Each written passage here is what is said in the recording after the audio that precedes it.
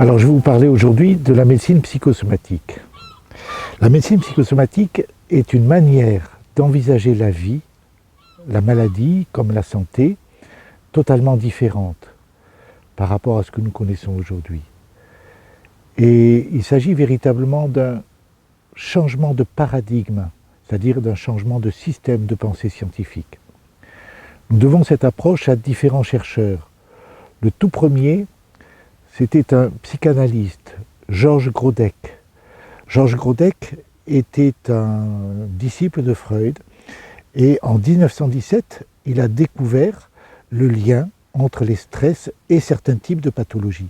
C'est à partir de ces observations qu'il a pu mettre un véritable lien entre le type de stress et certaines pathologies précises. Un deuxième grand chercheur, un savant du nom de Laborit, Henri Laborit, a fait un travail colossal en France dans les années 30, 40, 50, 60 et il a pu montrer à quel point l'être humain était quelque part conditionné par un certain nombre de mécanismes innés, inscrits en lui à son insu. Et c'est extrêmement intéressant de voir que... Et quel est l'apport de ce chercheur extraordinaire? Eh bien, c'est la notion de trajectoire.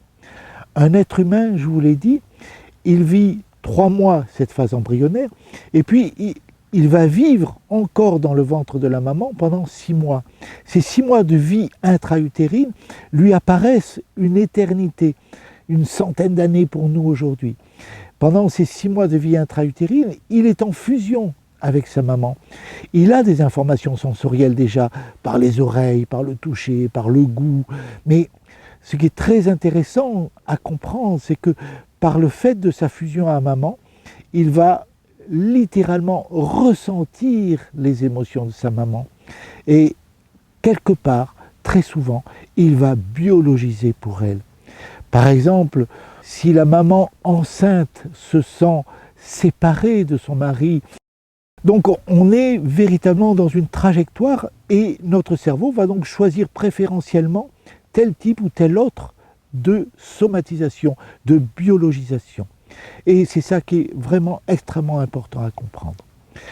Et ça veut dire quoi? Ça veut dire que non seulement nous pouvons éviter de faciliter, nous pouvons quelque part sortir de ces prédispositions soi-disant héréditaires à tel type de cancer ou tel type de pathologie, mais en plus, nous pouvons complètement modifier notre vie, nous pouvons changer notre trajectoire, à condition bien sûr de faire une petite enquête et à condition de faire un travail spirituel, c'est-à-dire en mettant en œuvre notre conscience, notre intelligence et notre liberté pour changer cette trajectoire et vivre plus heureux.